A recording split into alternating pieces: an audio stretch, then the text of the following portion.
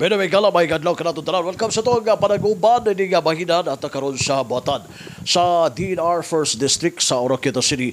Ato nga makauban ato ang Sendro sa First District si Sir Gelry Kabatuan. Dili nga bahinan ko ano to mga update, mga kasayuran may kalabigitan no, sa function sa pagpanalipod sa kabuhatan labi na sa buhatan sa DNR. Ato makauban ato ang Sendro dili nga bahinan sa DNR First District Sendro Gelry Kabatuan. Sir, maayong adlaw.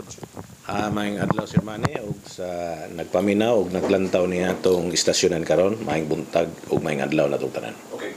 Sir, by the way, no, kamusta ang atong buhatan sa DNR ni Gamahina, labi na sa First District kag ipatuba nato, labi na sa pagpanalipod sa atong kabuhatan? So far ang atong pagdala sa mandato sa DNR diri sa First District sa Misamis Occidental, ilabi na sa pagpanalipod sa atong kinayahan, gipaningkamutan og pursige namong ginabuhat aron masiguro gayud nga ang atong kinaiyahan labi na ang kabukiran, ang atong mga katunggan maputiktahan, no? Dayon namagay mga di nato kalikayan nga mga namutol nato mga kaigsuonan, so kadtong nangasakpan ato pong gipang pasakaan og masumbong og ang mga kahoy og ang mga implemento nga gigamit atong confiscate in favor of the government. Okay. Mga kapila na kasapon sir og mga kanang mga kahoy no, mga logs nga gi-consider nato nga illegal logging wa may permit no. O consider to illegal gyud ang pagpabuto. Base sa atong record sa first semester no karong tuiga, so first semester from January to June aduna kitay mga 3 ka instances sa apprehension nga napahigayon no. So anang 3 ka instances nga apprehension aduna kitay na-filean diha nga mga siyam ka mga kaso kay ado man po yung mga apprehension nato na pahigayon nga wala nato makita ang mga culprits, so mga abandon nga mga kahoy wala man nato masiguro o matino kinsay tagya, so gisakmit lang gyapon nato apan wala nato makita ang tagya, pero kadtong nga ibaw nato tagya walay nadakpan, pero kadtong naay nadakpan ato yung gipasakaan og sumbong. Okay, sumbong kriminal yun ang yes sir. Ang kaso nila gito bang sir sa pagkaron katong sa mga kaso kuan kaning illegal logging ang kuan sa section 69 or 68 ba na sa Presidential Decree 705, cutting of trees without authority or permit from the Department of Environment and Natural Resources is considered as illegal. So adunay silot, so atong ipasaka sa korte ang mao nga kaso. Pero sa San Antonio sir, dili sa First District di ba rampant ang illegal logging? Dili. So para sa among mga nakita nga mga nasuta nga mga apprehension sa putol, dili ra po nato makita sa mga lugar nga mga gipangtanom nga kahoy. Pero dito sa bukiran sa Mount Malindang wala tay na nakita nga putol dito. I see. Okay, so in terms sa kinibang mga paagi no, in terms of aron mapanalipdan ato ang atong kabuhatan no, labi na kining tree planting no, nasayod ta nga ang DNR gyud may mangingusog dinhi nga mga kaliugan. Oh yes sir. Subsob ang atong gipahigayon nga tree planting no, kay ngano mga 2 years ago ang labi na karon po nga bago ang atong sekretary no, gitagaan gyud mi og budget para sa seedling production and disposition. So kanang seedling production, so mag-raise mig mga seedling ug among ipananom or among ipatanom or among ipanghatag sa mga tao nga interesado mananom. Gawas per na ana kanang atong gi-issue nga mga tree cutting permit sa mga national agencies sama sa DPWH o sa DepEd nga kumuputo sila kahoy sa dapris dalan, muputo sila kahoy sulod sa eskwelahan nga adunay equivalent nga kada kahoy muhulip sila og 100 seedlings.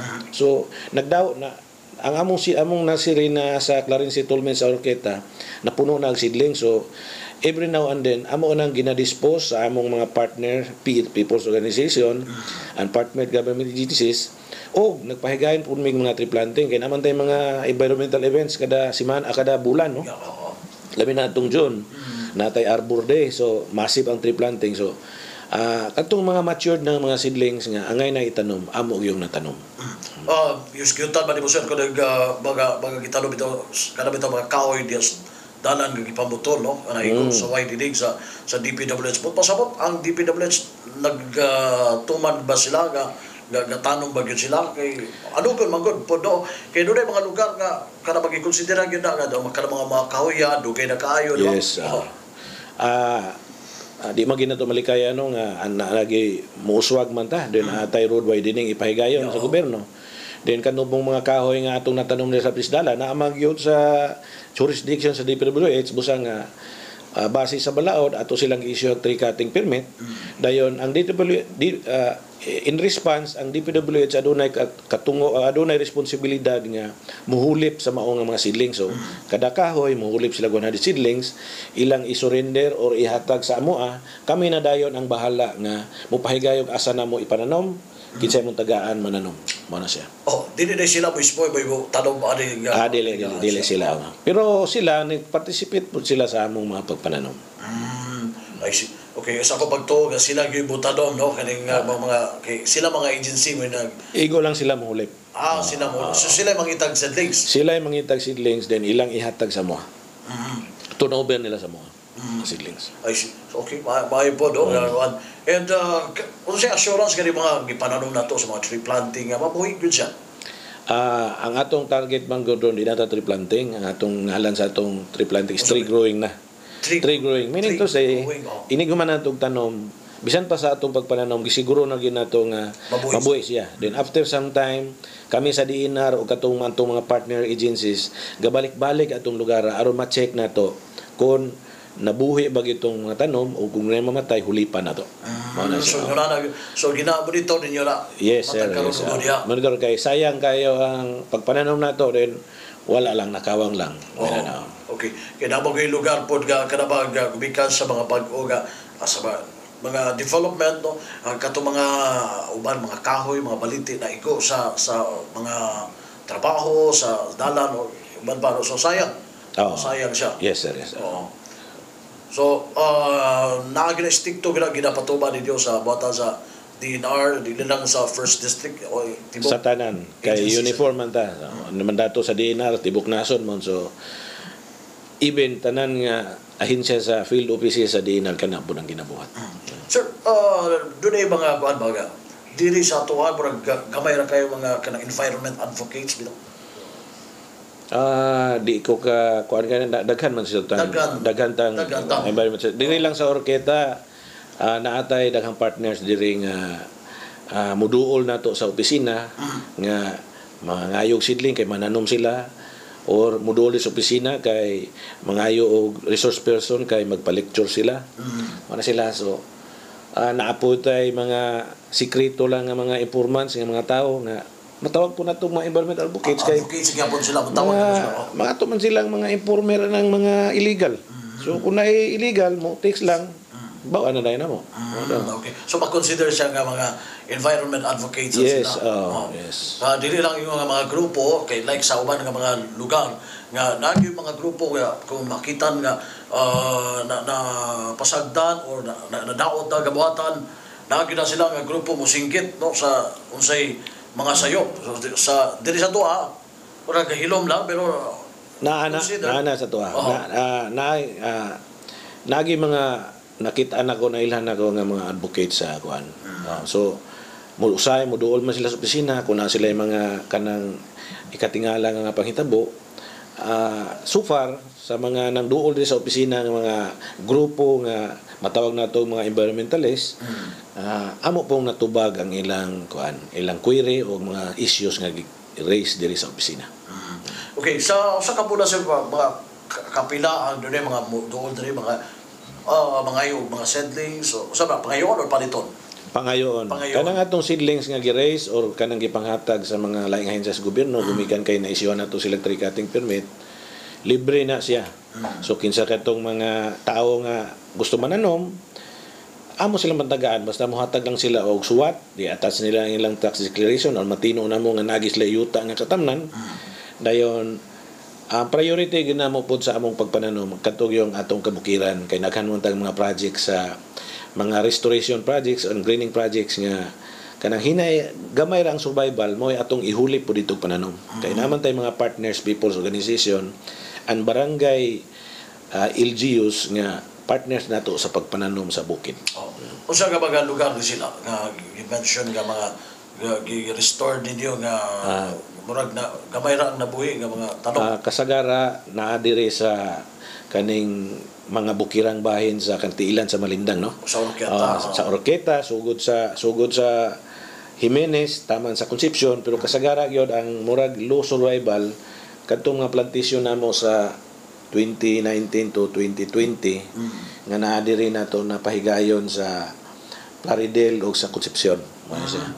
Usa nga gibalik-balikan nato na siya og pananom aron matino nato nga mag-successful gyud ang atong restoration and greening projects sa mga lugar. Support ana sir na may partnership ninyo sa barangay.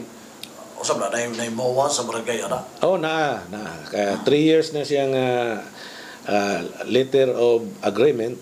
Luwa may tawag na mo na. Luwa. It's either the barangay is the beneficiaries or a people organization existing in that barangay among beneficiary. Mo na siya. So it's either that to or kasagara po labi na sa bukid ang among mga partner kani ato mga IPO, Indigenous Peoples Organization, ang ato mga subano. Usa mga kini mga bataw nato teacher nga mga classes sa mga kahoy nato nga naa diri mismo sa Malindang sir nga hangtod karon murag ba-consider nato nga mga integer na. Naguna na gid diha ang atong mga kanang gulayan kanang atong gitawag og lawaan. Sunod kanang almasiga. Kay kung tanaw nato sa una wala pay laging kaning dapit sa Jimenez kanang bukid sa Carmen sa Jimenez kaning Sibukal o kaning Gandawan Mansawan area halos tiilan nga barangay sa Mount Malindang almasiga forest na siya. So meaning to say lasang nga gidominar sa almasiga pero karon nakawala nang almasiga. Tuwa na gyud sa sulod-sulod gyud Malindang nga dili na po siya angay mutubo dito kay habog-habog ng elevation. So kaya masiga is good for timber yun, good for firewood gani po. Busa nga ang atong protector office diri sa Mount Malindang gari sila almasiga to bring back almasiga kung asa sila dito na nagtubo dito sila ipananom. Mao po atong available nga mga gihimo nga mga seedlings. Sa among nga part ang among gi-concentratan nga gi-raise ang kaning pulayo which is also indigenous sa Mount Malindang o kawayan. Ang Mount Malindang Protected Office ang ila pong gipang-raise is kadtog yung mga native nga kahoy na sa Mount Malindang sama sa almasiga, halawaan mo na ilang gipang-raise po. Okay. Para po tanong po balik dito sa mga anot-anot nga lugar sa Mount Malindang. Okay. Gawa sa kasi ang DNR dili lang kahoy may gilantaw diya sa Labinas Kabuhatan, including di kana mga animals nga naa diya mga hayop sumapa ka diyan to ay kanagitawag nila deer diya napita sa pagkaron unsa may monitoring sa buhatan po sa DNR nga sa mga hayop na to nga mo-consider po sila nga endangered species nga mga klase sa hayop. Naay programa ang DNR kanang gitawag nato Biodiversity Monitoring System, BMS. Nag-establish sila og plot nga from the lower portion up to the upper portion sa Malindang gina-monitor na pirme. So anang pag-monitor mga 2 kilometers siguro na o 3 kilometers ma-monitor na to og unsay mga existing mga kahoy, mga mananap, ihalas gikan sa pinakagamay hangtod sa so gikan sa insekto taman sa agila or unsa ba mga langgam dia mga halas ba dia gina-monitor na siya. So ang gagunit ana nga activity ang kaning protected office so dili ko makahatag og so mga details kayo. Ang amo lang diri sa opisina sa DNR sa field office particularmente sa Sindro Oroqueta kanilang pag-retrieve pag-release og mga wildlife sa malanggam mga pawikan mo na siya mga halas mga unggoy kunay mga i-report nga naay gabuhi diha the white permit among retrieve then among buhian kung injured among ipaayo kung juvenile pa among dalo nato sa wildlife rescue center sa regional office pag gihamtong ay pa i-release na siya. Okay. So, diri sa tuwa kanang pareho po sa Bohol, di ba sir? Napunta ana diri sa Misamis Occidental, no? Kanang sa tong kan mura gitawag man nag smallis monkey pero kana klase do. So, nakapadaw na diri sa tuwa, no? Makita po na. So far sa akong na document dasi sa report sa kaning mga taga-Putik Office na adiri makita na to sa bukid sa Lupisayna. Sa Lupisayna. Kani sa Pinil ug sa Mabas na siya diha. Sa ngalan na to nalimot man ko nang kuana nas Bohol. So kanang mga klase, kanang usa, di ba, nakikita usa. Uban pa, no? Langgam. Binaw man na sa ato kanang usa. Nasa Mount Malinda. So wala pa ginanawa. Nawala na mo. Pero assure sa to nga mapanalipdan nga po na sila dinapita nga dili ba makarne sa as long ang ilang habitat is secured and protected by us. So yung kanang ilang habitat pinayanan. So ang ilang habitat lasang man. So atong i-secure ang lasang, establisher na tong strict protection zone nga walay tao mosulod. Kumusulod man ganit for tourism purposes and scientific purposes lang. So naa na sila kuan. So naagi na sila. Pero kung musulod ng tao, gubon ang Mount Malindang, sumawagi na siya. Kaya mo man na lang habitat. No? So, samtang gipaningkamutan sa DNR nga naanang Mount Malindang, walay mga makadaot diha nga mga aktibidades, so naagi na sila, dili na sila mawala. So, stricto gyud diha napitan. Dapat stricto ta. Nai-consider ka kaning area nga di gyud siya pasudan yes. mga activity. Yes, sir. Yes, sir. I see. So, gawas niya na, no? And labi na sa kiling sa nag-iskot ba sa Malinda, ano punta, no? Sa kadagatan nga bahin, no? Sa kadagatan, sir, particularmente, no, kaning update namo sa opisina, aduna kintay gine-establisher karon nga another protected area, no? Kung tanaw na to sa Misamis Occidental, naana tay tulo ka protected area. Mount Malindang, protected landscape and seascape, dayon kaning Malaubang Bagumbang protected landscape o kaning Balyangaw protected landscape and seascape. Diyon karong tuiga pursuant to Republic Act 7586 nagpahigayon kita og pagduki-duki og pag-study sa usa ka area nga kanang gitawag nato og Pulo Pitugo Bird and Fish Sanctuary nga gi-establish sa local government unit sa Plaridel nga naa sa Danao og sa sa isa ka barangay diha Danao og Bato nga mukabat na siya og mga 140 hectares nga mangrove to include the dagat maabot na ng 300 na establisher na to nga into another protected area kay atong protektahan ang iyang unique features baga kay nga mangrove maayo kay ang corals maayo kay ang seagrass healthy. So kung tanaw niyo representative siya sa usa ka unique biodiversity ecosystem nga angay nato i-preserve. Dayon libot anang mga lugar daghang kay tawo. Usa nga ato siyang protektahan kay kung mawa po na siya mo minus pud ang pangita sa mga tawo sa pangisdaan.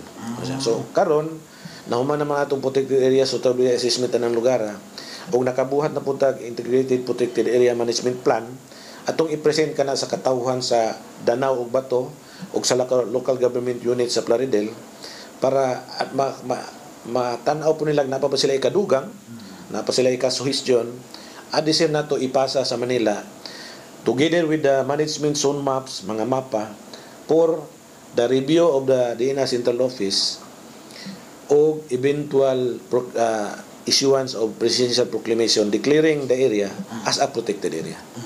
So mahimo na upat na ang protected area. Mahimo na upat ang protected area sa Misamis Occidental of national significance kaya na makita yung mga protected area dili pero mga local ordinances lang no pero kana siya of national significance kay gikan gyud sa kauluhan ang ordinansa or proclamation nga giluwat. Okay, so once na protected na siya ba sir, pasabot ba nga limited na ang kilibang activity sa mga tao diha nga area? Naagi malimitahan na ginato kay nga no na magiging ginadili just to make sure nga intact yan nga itong protected area. Sample sa Mount Malindang musulod na diha di matangay mamotol di matatapotol. So sama sa atong protected area nga gi-create karon adunay mga portion nga pwede pangisdaan, adunay mga portion nga pwede ecotourism, adunay portion nga pwede og scientific activities for camping whatsoever, but cutting wala gi cutting. Wala gi cutting kay mangrove man. So we will preserve the mangrove together with the surrounding communities. Ang atong buffer zone na kanang surrounding communities, ato silang i-educate aron sila mismo, the people itself will be the one to safeguard, dili kay DNR lang. Kaya ang atong mga protected area, dili lang DNR ang manizana. Kaya na tayo gitawag og Protected Area Management Board. So ang DNR mo chair, pero na siya mga members, mga local government units, mga government agencies, people's organization, fishermen's organization. So sila gamanin sana, dili lang ang DNR. Okay. So dili lang DNR including the local government. Busa nga magaan-gaan ang trabaho sa DNR kay aduna may participation sa from the grassroots up to the mga politiko na to, appeal man sila na, mga mayor, mga kapitan, appeal man sila. I see. Okay, so pero ang kanang area pagbakonsider nga protected area, dili na pwede ba balayan something yun na? Dili gina pwede balayan kay mangrove man. Di na pita. Kanang mga katunggan nato dili na balayan. Pero kanang area ba sir, nagkabag ba nga balay gyapon nga naglibot ang mga balay. Kay so naras gawas. Naras gawas na nang ibalay uban diha, gipangbadlong na mo kay dili gid balayan ng mangrove. Labi ang Timberland busa nga. Amo silang ibadlong, so gitabangan po min sa atong mayor diha, si Mayor Godwin nga aron masitol, marisitol ang mga tao. So kanang lugar wala gid tao. Naman gani ibang pabadlong diha, so ato lang pangitaan mo paagi aron masulbad, pero so far wala may nagpabadlong. so di po na ngay kabalakan sa mga tao kung once na may mo sa protected area. Oh yes, kay makatabang man nay kwarta gikan sa nasyonal nga mosulod. Dayon ang ilang ekoturismo mo uswag, lambo dayon. Ang katong panagatan nga area, makapanagat sila dito. Makapanagat basta di lang katong ginadili nga method ilang gamiton. So katong mga legal lang nga method nga panagat. I see. Okay, so kama na no. Tas halos diri sa tuwa murag ang baga-baga nga mga mangrove is Baliangaw, no? Nas Baliangaw, nasa sa Pangdalaga o sa Plaridel. So baga pa gid sa Plaridel. Baga gid baga. Okay. So ang galing protected area sugod na siya sa nara na siya sa Plaridel, duha ka barangay. Kay sa Baliangaw, naman po itong protected area na to ditong Baliangaw, protected lang si Franciscape. So naitra na silang duha, mga 1 kilometer away, naapo ni dayon ning Plaridel nga mas baga gid pa gid ang kuan niya. Katunggan. Sir, kini ba pamatuod nga kung doon ay kalabuan in terms sa turismo nga dili mapiktahan ang kining ang atong kabuhatan doon labi na sa mga protected areas, no? Aron nga bisan doon yung mga development labi na sa mga tao sa turismo doon yung maghimo. Okay, na mo maging uso ang sa turismo, no? Yes. Makatabang gina. So mapanalipdan siya sa nga concept. As long mo follow gyud ang mga ahensya sa blueprint or plano nga para anang protected area. Kay kung magtuman ang ubang ahensya nga magbutang-butang kita diri, so wa ka mo follow sa plano na may plano nga kada protected area nga nagtumo nga mao ang protected area bulungtan base ani nga plano. So kung dili butangan og unsa, dili ginabutangan og unsa. Na may suning nato diya aron ma-distribute ang kaayuhan at the same time mapalungtad po nato ang kaning atong protected area. Mana siya. How about sa kaning mga lugar nga wala dili siya ingon nga protected area pero dapat siya bay-bay no. O ba rin magbutang mo mga resort no. Usa na pag gi-allow mo puna sila sa DNR, di ba? Kaya naman na may gitawag na sana kanang naka-contract na sila something na sa DNR, no? Kuan kana siyong gimini mo kana siyong force release agreement. Adunay mga commercial establishment nga naa sa atong kadaplinan sa dagat nga na nagkamulo og apply og force release agreement sa opisina. Pero kasagaran mo kung makita nato sa dagat mga communities gina. Communities. Na mga beach nang apply po na sila sa mga nag-ibang inventaryo mga kanina mo na may structure diha including residential areas aron ma-notify nato ang atong LGU nga kaning lugar dili ni angay puy-an. Dapat i-relocate ka ng mga tao kay kaning mga lugar danger zone man mangrove, coastal area, dagat nalakas dagat ka puyo di pwede. So wa man tay gahom nga ato silang i-relocate kung tay kwarta ato tas local government unit kay sila may immediate dia nga boss dia aron ang mga local government unit may mangita kadtong mga beaches dia or mga establishment commercial establishment mo toy atong gi-isyuhan og mga suwat nga informing them nga namang kay business establishment dia doy naasulod sa force area dapat mulukat ka og force lease agreement or else you stop your kuan kay illegal man no illegal kay labi na ron ang mandato sa DNR is nakita sa DNR nga dako og income makatabang sa National Treasury ang income from force areas so kami po gidukdok po mi sa Manila aron kaning ato mga establishment along force areas mga beaches makakuha mi og mga rental nila so tagaan mig target amo diri sa opisina murag mga 2 million plus sa isa ka tuig so subsob ang among kuan kay para daghan man gyud para makamit mi sa among target mga pinagil karon diha sa existing karon nga mga naa diha nga mga establishment di ko ka kuan pero daghan gyud di ko ka kuan pero posible makabot niyo na inyong target makabot na mo kay mga cooperative man po ning kasagahanan mga cooperative kay ning mga kadaghanan nga mga to nga mga nasa force areas mga cooperative nga mga establishment including the private and the public di ba ato lang problema kana lang yung mga residences dia kay di man nato na sila kanang kuhaan og kanang rental dapat mohawa gina sila dia kay it's not for residential purposes okay so murag ang halos usab nga mga lungsod nga kasagaran daghang tao nga nasa baybayon o residensya kaning sa Oroqueta halos sa Jimenez halos kung walay beach dia balay gina dia ang gamay ra makita na Baliangaw gamay ra sa Baliangaw no sa Pandalaga gamay ra okay mangrove man halos na dia Plaridel ubay-ubay po ng mga coastal barangays nga daghang gintao at least aware na po ng mga tao nga dili gyud pabalayan ng mga sa kami sa DNR sir intensive gyud ang among information campaign kabay na kay eventually kita ra man may problema kay kanang mga tawhan mo puyo ana diha which is a danger zone area so ang kalamidad labi na ron climate change na so sige og storm surge sige og bawod sige kada tuig po tahatag nila relief so dapat kanang atong iha talaga tuig relief pangita na nato naglaing lugar nga dito na to sila i-resita dili ang lugar nga kuan kadaot sa kanang dangerous nga area so salamat kay labot nila sir and thank you no sa paghatag panahon alang sa pagkuha update no sa bata nimo sa DNR diri sa 1st District. Siguro pasiduro ka additional information nga wala mo na pangutan nga abuti mo palano ipabot mo. Labi na sa magkatawhan diri sa Primero Distrito sa Misamis Occidental. Daghang kayong salamat Chairman o sa DXDD leadership no. Kabahin aning itagaan kita og panahon nga makatuki sa atong mga mandato sa DNR no. Dugang sa akong angay nga istorya kabahin aning among pagpangtitulo no. Ang DNR mangtitulo og yuta no.